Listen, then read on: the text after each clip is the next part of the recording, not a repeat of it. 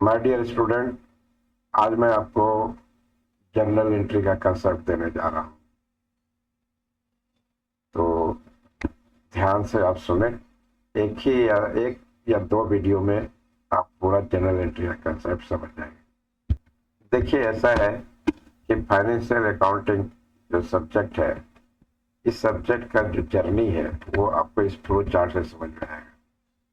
जो road map of financial accounting है, ये जर्नल से स्टार्ट होता है, लेजर और ट्रायल बैलेंस होते हुए फाइनल अकाउंट में समाप्त होता है। तो चूंकि इसका बिगिनिंग जर्नल एंट्री है, इसलिए ये फाउंडेशन है, इसका कंसेप्ट होना बहुत जरूरी है।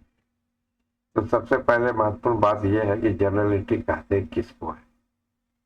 तो बिजनेस में जो भी सेल परचेज ट्रांजेक्शन होता है, उसको एक स्पेशल तरीके से लिख लेने को जर्नल एंट्री बनाना कहते हैं। वो जो स्पेशल तरीका है, उसमें दो नए वर्ड डेबिट और क्रेडिट यूज किए जाते हैं, और डेबिट और क्रेडिट के हेल्प से ही बिजनेस के सारे ट्रांजेक्शन को लिख दिया जाता है। तो लिखने का जो टेक्निक है, जो एक स्पेशल अकाउंटिंग लैंग्वेज है, वही सीखना, जर्नल एंट्री सीखना है। बस बात है। अब आपको पता है कि कोई भी लैंग्वेज जब सीखते हैं, इंग्लिश, संस्कृत, तो उसका एक व्याकरण होता है, ग्रामर होता है। तो ऐसे ही अकाउंटिंग लैंग्वेज का, जिसको जर्नल एंट्री कहते हैं, इसका भी एक ग्रामर है, एक रूल रेगुलेशन है। वो जान लेने के बाद आप इसको लिखना सीख जाएंगे।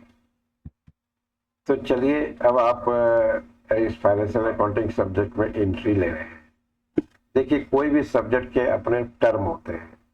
जैसे आप केमिस्ट्री पढ़ते हैं तो hydrogen, helium, lithium, beryllium, boron, carbon, ये सारे टर्म हैं। ऐसे ही अकाउंट्स में भी कुछ टर्म्स, अकाउंट्स के जितने भी टर्म्स हैं, अकाउंट्स के जितने भी टर्म अकाउंट्स के जितने भी टर्म्स हैं, इसको 5 कैटेगरी में, 5 ग्रुप में डिवाइड कर दिया गया है। एसेट, एक्सपेंसेस, लायबिलिटी, कैपिटल और रेवेन्यू। यानी अकाउंट्स में छठा कोई ग्रुप या छठा कोई कैटेगरी नहीं होता। जितने भी सेल, परचेज, एक्सपेंसेस कुछ भी होते हैं, तो वो इसी 5 कैटेगरी में से किसी कैटेगरी के होते हैं। तो ये बात आपको समझ लेना है। इसके साथ साथ एक इसकी खासियत है इस पांचों में, कि जैसे इस पांचों में आपस में एक रिलेशनशिप है। A plus A equal to L plus C plus R. A asset के लिए है, ई एक्सपेंस के लिए है, एल लायबिलिटी के लिए। और ए एक जो इक्वेशन है, इस इक्वेशन को आप अकाउंटिंग इक्वेशन मान के चले, इसका नाम अकाउंटिंग इक्वेशन। जैसा जैसा कि मैंने बताया था कि इस पांचों के बीच में एक इक्वेशन है, अब होता क्या है कि मेन इस जर्नल एंट्री के कंसेप्ट का जो मेन बात है, कि जब भी बिजनेस में कोई ट्रांजेक्शन होता है, इसका इफेक्ट इसी पांचों में से किसी पर पड़ता है। और इफेक्ट ऐसा होता है कि इफेक्ट पड़ने के बाद भी जब आप चेक करेंगे तो ये इक्वेशन बराबर ही मिलेगा, बैलेंस ही मिलेगा। यही खासियत है। इस बात को आप अगर समझ गए तो समझ लीजिए पूरा जर्नल एंट्री समझ गए। और अगर आप जर्नल एंट्री समझ गए तो लेजर ट्रायल काफी आसान है, और फाइनल अकाउंट भी ज्यादा डिफिकल्ट नहीं है। तो आप पूरा अकाउंट समझ गए, तो इसलिए इसको फिर से समझ लीजिए कि बिजनेस में जब भी कोई ट्रांजेक्शन होगा, सेल परचेज कुछ भी होगा, उसका इफेक्ट इसी पांचों में से एक पर, दो पर, किसी पर पड़ेगा। जनरली दो तरह का इफेक्ट पड़ता है। और इफेक्ट पड़ने के बाद भी, इफेक्ट पड़ने का मतलब क्या हुआ, कोई प्लस हो जाएगा, कोई माइनस हो जाएगा। अभी ए प्लस हो जाएगा, एल प्लस हो जाएगा, ए माइनस हो जाएगा, एल माइनस हो जाएगा, ई प्लस हो जाएगा, ए माइनस हो जाएगा। यही हुआ इफेक्ट पड़ना।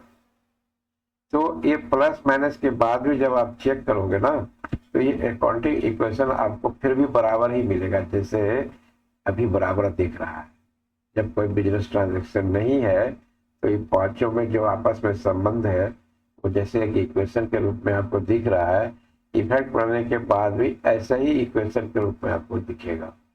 यही बात समझना है। ये समझ गए तो आप समझ लीजिए कि जर्नलिटी समझ गए।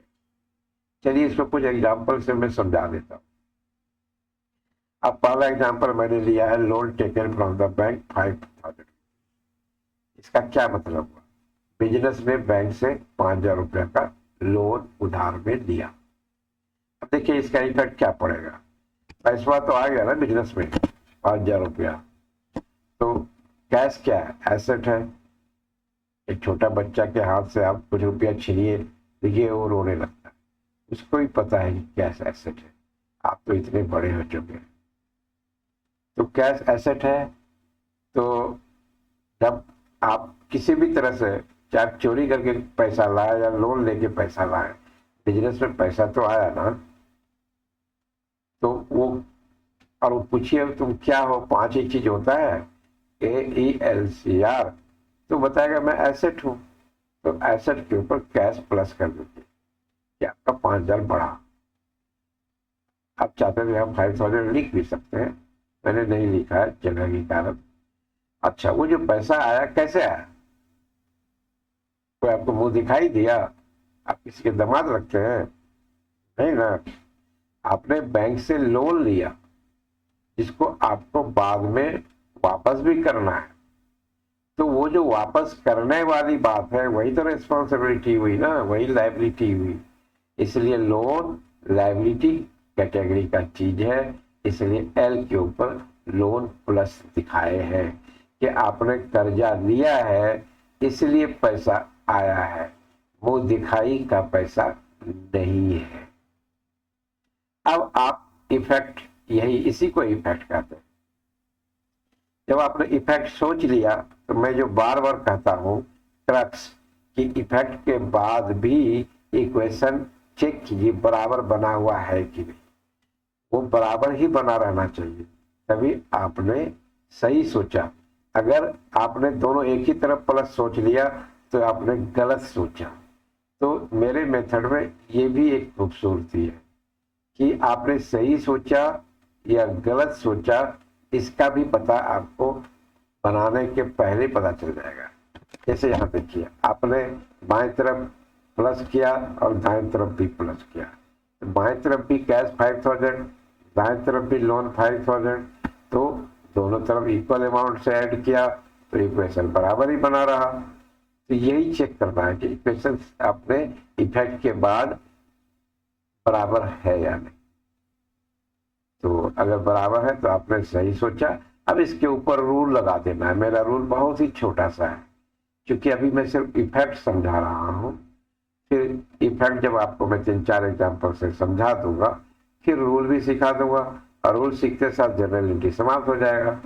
तो दूसरा एग्जाम्पल लीजिए, loan return back to the bank. Loan अपने बैंक को वापस किया, तो पैसे चले गए आपके। तो बैंक से आप चेक से दीजिएगा तो बैंक माइनस, कैश से दीजिएगा तो कैश माइनस। तो आपने बैंक या कैश माइनस हो गया, अब कर्जा भी कम हो गया, तो लोन भी माइनस हो गया। पता है आपको लोन लायबिलिटी कैटेगरी का चीज है, तो दोनों तरफ इक्वल अमाउंट से अगर माइनस हो गया तो वो इक्वेशन पर कोई फर्क नहीं पड़ा, फिर वो इक्वेशन बराबर है। तीसरा एग्जाम्पल लीजिए, सैलरी पेड 500 रुपीज। सैलरी क्या है? एक्सपेंस है। तो जब आप खर्च करते हैं तो क्या होता है? खर्च होता है। खर्च का होना या प्लस होना एक ही माना जाता है। तो खर्च ई कैटेगरी का चीज है। ऐसा जितने भी तरह के आप खर्च करेंगे वो एक्सपेंस है, खर्च को ही तो एक्सपेंस कहते हैं।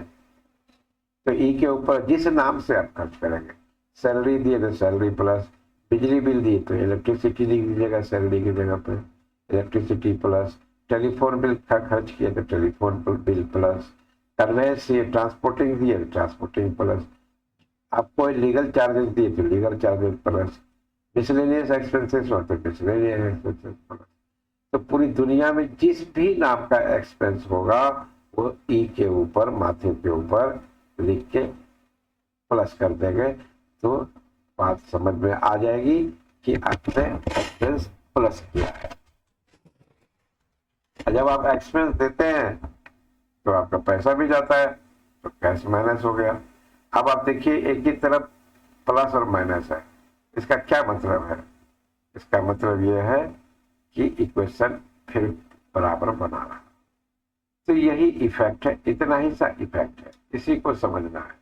अब आप इफेक्ट समझ गए, अब आपको सीधा रूल बताते हैं और बाद में मैं आपको ये बताऊंगा कि देखिए इफेक्ट भी ज्यादा नहीं होता। पूरे अकाउंट्स में चाहे आप लाखों करोड़ों पोस्टर बना लीजिए, यही 3 तरह का इफेक्ट होता है। दोनों तरफ प्लस होगा या दोनों तरफ माइनस होगा या एक ही तरफ प्लस माइनस होगा। चौथा इफेक्ट भी नहीं होता है। चाहे कोई भी बिजनेस का एग्जाम्पल लीजिएगा, वो भी मैं आपको समझा दूंगा एक तराजू के हेल्प से। लेकिन अभी मैं अब आपको सीधा रूल्स पर ले जा रहा हूँ। तो रूल ये है कि यदा यदा ही एसेट एंड एक्सपेंसेस प्लस तदा तदा डेबिट करतस्य, यानी बिजनेस में जब भी किसी भी कारण से अगर एसेट एक्सपेंस बढ़े तो आप कह सकते हैं कि उस एसेट एक्सपेंसेस का डेबिट हुआ है। बस इतना ही रूल है। अब इस रूल से बाकी सारा रूल मैं आपको बनाने सिखा देता हूँ। यहाँ पर आप देखिए डायग्राम में ये उठा हुआ दिखाया है, इसी को डेबिट के है। क्योंकि ये LCR AE के उल्टी तरफ है तो इसके बढ़ने को डेबिट कहेंगे, तो इसके घटने को भी डेबिट कहेंगे, जैसे उल्टा है। तो इसको इसी आधार पे अब मैं सारे रूल आपको सिखा दे रहा हूँ। आप यहाँ आ जाइए, इस पुस्तक को देखिए, सारे रूल को सीखिए। ये मेमोराइज करना है आपको, ये वाला स्लाइड आपको सिर्फ याद रखना है कि LHS साइड जो एसेट एक्सपेंसेस है वो जब बढ़ेगा प्लस होगा तो डेबिट करेंगे। एक आप इस ढंग से एक रेक्टेंगल चार्ट बना लीजिए, इधर प्लस इधर माइनस लिख दीजिए, इधर साइड में एसेट एक्सपेंस लिख दीजिए और इधर LCR लिख दीजिए। जहाँ LHS है उसकी जगह आप AE लिख दीजिए, RHS की जगह आप LCR मैंने नीचे लिख दिया और प्लस माइनस लिख दीजिए। आपको सिर्फ ये वाला पार्ट याद रखना है कि जब LHS बढ़ेगा तो डेबिट करेंगे। देखो अब इसी से बाकी कैसे निकलेगा। LHS प्लस होगा तो डेबिट करेंगे, तो माइनस होगा तो क्या करेंगे, इसका उल्टा करेंगे। प्लस का उल्टा माइनस होता है और डेबिट का उल्टा क्रेडिट होता है, तो इसको क्रेडिट करेंगे, अपने आप हो गया। अच्छा LHS का उल्टा RHS होता है, तो LHS जब प्लस होता है तो डेबिट करते हैं, RHS प्लस होगा क्या करेंगे, इसका उल्टा करेंगे, क्रेडिट करेंगे। समझ में आ रहा है? एक बार रिपीट कर देता हूँ। LHS जब प्लस होता है तो डेबिट करते हैं, तो LHS का उल्टा RHS है, तो वो जब प्लस होगा तो डेबिट का उल्टा क्रेडिट करेंगे। समझ में आ गई होगी बात? अब इसको देखिए, RHS जब प्लस था तो क्रेडिट किए थे, तो RHS जब माइनस होगा तो क्या करेंगे, डेबिट करेंगे। तो ऐसे ही आपको ये रूल है, इसी इतना ही सा रूल है मेरा। अब इसी पर मैं पूरा जनरल एंट्री सिखा दूंगा और आप सीख भी जाएंगे और आपको आश्चर्य होगा कि आप एक साइंस या आर्ट्स बैकग्राउंड के स्टूडेंट जब कभी कॉमर्स नहीं पढ़ा, एक ही वीडियो में जनरल एंट्री सीख गया। तो फर्स्ट वीडियो में मैं थोड़ा सा बेसिक कंसेप्ट दे दूंगा, मैकेनिज्म समझा दूंगा, नेक्स्ट वीडियो में फिर प्रैक्टिस कराऊंगा। ठीक है? तो चलिए एग्जाम्पल जो मैंने लिया था इफेक्ट समझाने के लिए, उसी एग्जाम्पल का मैं अब जनरल एंट्री सिखा देता हूँ। Loan taken from the bank 5000 rupees. अब इफेक्ट क्या था, आप कैश बैलेंस बढ़ गया था या चेक से पैसा मिला तो बैंक बैलेंस बढ़ गया था। जब आपने लोन लिया तो पैसे आए थे ना आपके पास, तो वो आप एसेट के ऊपर बैंक प्लस या कैश प्लस लिख सकते हैं। और साथ आपको बताए थे वो पैसा लोन के कारण आया है, वो दिखाई तो मिली नहीं है, तो लोन क्या है, एक तरह से आपके ऊपर जिम्मेदारी है वापस करने की, उसी को लायबिलिटी कहते हैं। तो लायबिलिटी के ऊपर लोन प्लस कर दिया। तो इफेक्ट ये दोबारा मैं समझा दिया, अभी थोड़ी देर पहले एक बार इफेक्ट समझाया था। अब मैं रूल सिखा रहा हूँ। अब देखिए रूल क्या है, LHS प्लस होता है तो क्या करते हैं, देखिए रूल को, LHS प्लस होता है तो क्या करते हैं, डेबिट करते हैं। तो आप यहाँ आए और यहाँ डेबिट कर दीजिए, क्योंकि LHS साइड ए बैंक के नाम से प्लस हुआ है। LHS साइड में ए और ई है, तो बैंक ए कैटेगरी का चीज है, एसेट है, वो प्लस हुआ है। और LHS यानी एसेट प्लस होता है तो डेबिट करते हैं, इसलिए यहाँ इसको आप डेबिट लिख दीजिए कि हम डेबिट करेंगे इसको। अब LHS प्लस है डेबिट, तो नेचुरल है इसका उल्टा RHS प्लस होगा तो क्रेडिट, इसके बगल में इसका क्रेडिट लिखिए। यही हो गया जनरल एंट्री का कंसेप्ट, यहाँ पर समाप्त हो गया। अब ये जो नीचे लिखा है सिर्फ सजा के लिखने का तरीका है। भाई बैंक आपका प्लस हुआ, बैंक अकाउंट डेबिट, अगर कैश आया रहता तो कैश अकाउंट डेबिट लिख देते, जितने अमाउंट से आया उसको आगे लिख दीजिए। और नीचे लोन अकाउंट क्रेडिट लिखना चाहिए था, लोन है ना क्रेडिट, लेकिन एक प्रथा चली आ रही है शुरू से कि क्रेडिट को ना लिख के थोड़ा दाएं हट के टू लोन अकाउंट लिख देते हैं और अमाउंट वही सेम रहता है, तो इसी को मतलब समझ जाता है लोग कि लोन अकाउंट क्रेडिट है। एक बार और समझिए, ये लोन अकाउंट क्रेडिट लिखना चाहिए था, लेकिन शुरू से एक सिस्टम बन गया है क्रेडिट ना लिख के, जिसको क्रेडिट वाले को थोड़ा दाएं हट के, ऊपर वाला जो डेबिट वाला लाइन है उसे नीचे थोड़ा दाएं हट के टू करके लिख दिया जाता है, जैसे टू लोन अकाउंट, तो बंदा दुनिया समझ जाती है कि लोन अकाउंट क्रेडिट है। हो गया जनरल एंट्री, इतना ही था जनरल एंट्री। एक बार इसको फिर से मैं रिपीट कर रहा हूँ, खूब बढ़िया से समझ लीजिए। पहला क्वेश्चन है जनरल एंट्री का, ये समझ गए तो बाकी सारा क्वेश्चन समझ जाइएगा। आपको क्वेश्चन रहेगा, कोई भी क्वेश्चन रहेगा, बिजनेस का एक ट्रांजेक्शन है, goods sold, goods purchase, conveyance paid, electricity bill paid, loan taken, loan वापस रिटर्न बैक। तो मैंने पहला एग्जांपल लिया है loan taken from the bank. जैसे ही आप बैंक से लोन लेते हैं, आपको सोचना है कि इसका प्रभाव क्या पड़ेगा इस पांचों पे, क्योंकि अकाउंट्स में यही पांच होता है, एसेट, एक्सपेंस, लायबिलिटी, कैपिटल और रेवेन्यू। तो इसी पर उसका प्रभाव पड़ता है, बस आपको सोचना है कि प्रभाव कैसा पड़ रहा है।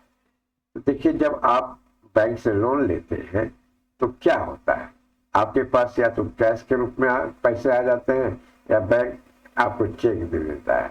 तो चेक दे देगा तो बैंक लिखेंगे, कैश दे देगा तो कैश लिखेंगे, लेकिन है तो दोनों एसेट। तो वही आपको एसेट के ऊपर बैंक या कैश लिख के प्लस कर देना है कि आपका पैसा आपको बैंक से मिला है। अब वो पैसा मुझे दिखाई दे तो मिला नहीं है, तो एक तरह से कर्ज मिला है, लोन मिला है, तो कर्ज लायबिलिटी है क्योंकि वापस करना है, तो लायबिलिटी के ऊपर एल के ऊपर लोन लिख के आप प्लस कर देंगे।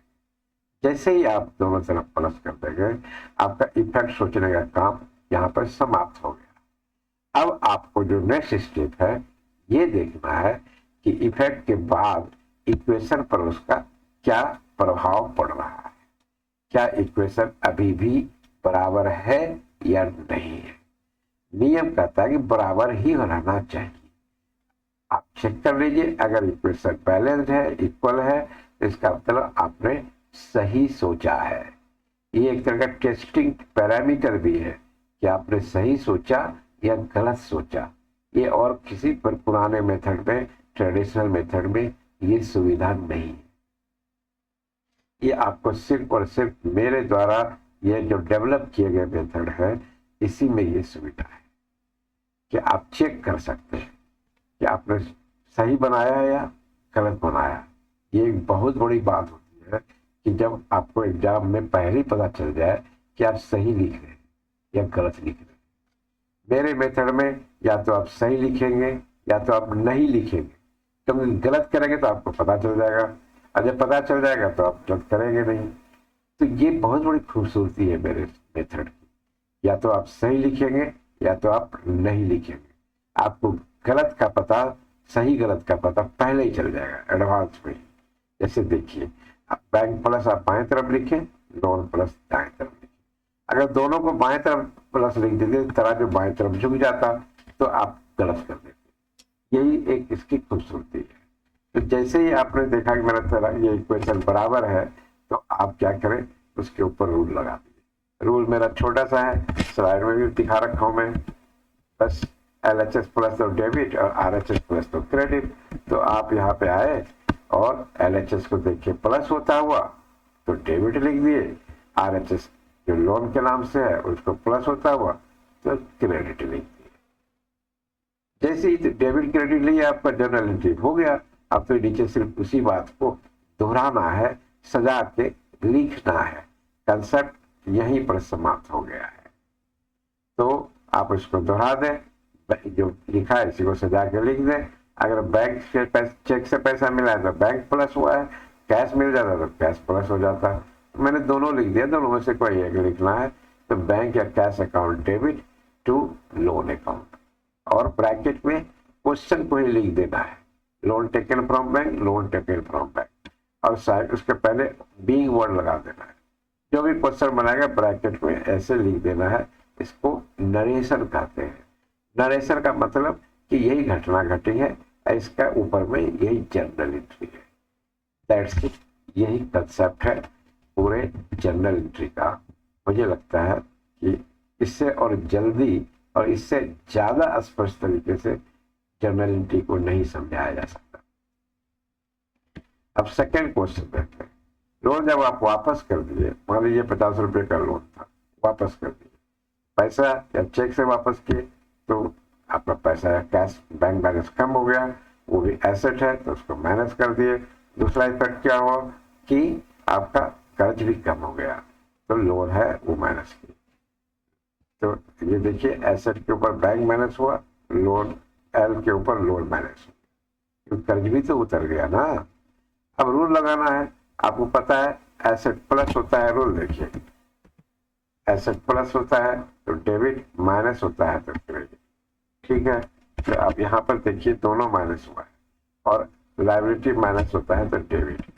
तो जब लायबिलिटी माइनस हुआ लोन के नाम से डेबिट कर दीजिए, एसेट माइनस हुआ बैंक के नाम से क्रेडिट कर दिए।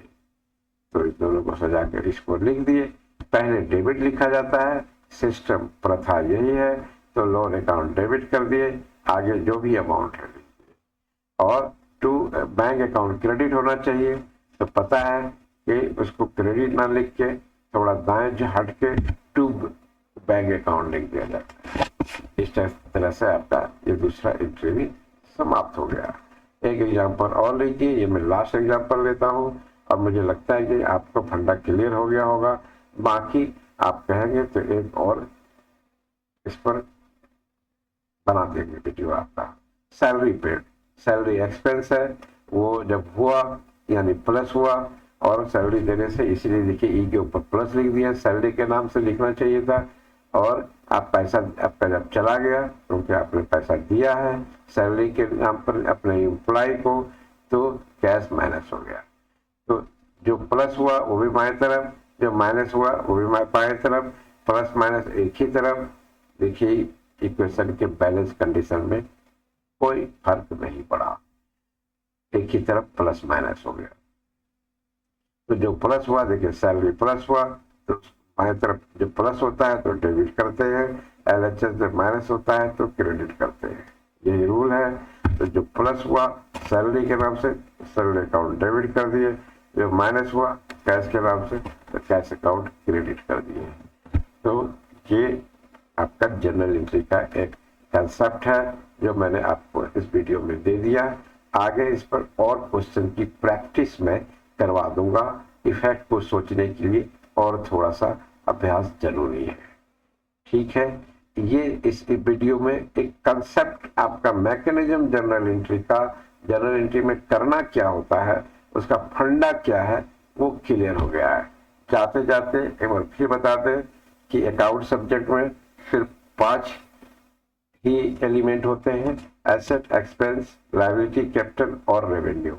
छठा कुछ भी नहीं होता। जब इस पांचों में एक बड़ा पिक्यूलियर संबंध है, A plus E equal to L plus C plus R. और जब भी बिजनेस में कोई ट्रांजैक्शन होता है इसका इफेक्ट इसी पांचों पे इस प्रकार पड़ता है, ध्यान रखना है। इसका जो भी ट्रांजैक्शन होगा उसका इफेक्ट इस पांचों पे इस प्रकार पड़ता है कि इफेक्ट पड़ने के बाद भी इक्वेशन बराबर ही बना रहता है। तो आपको करना क्या है, 2 काम करना है जर्नल एंट्री बनाने में। आपको हर ट्रांजैक्शन का इस पांचों पर इफेक्ट सोचना है, इफेक्ट सोच लेने के बाद चेक करना है कि इफेक्ट के बाद भी इक्वेशन बराबर है या नहीं। अगर है तो आपने सही सोचा है, आगे बढ़ जाना है। नहीं है तो आपने गलत सोचा है, दोबारा सोचिए। आपको गलत तो करने ही नहीं देगा।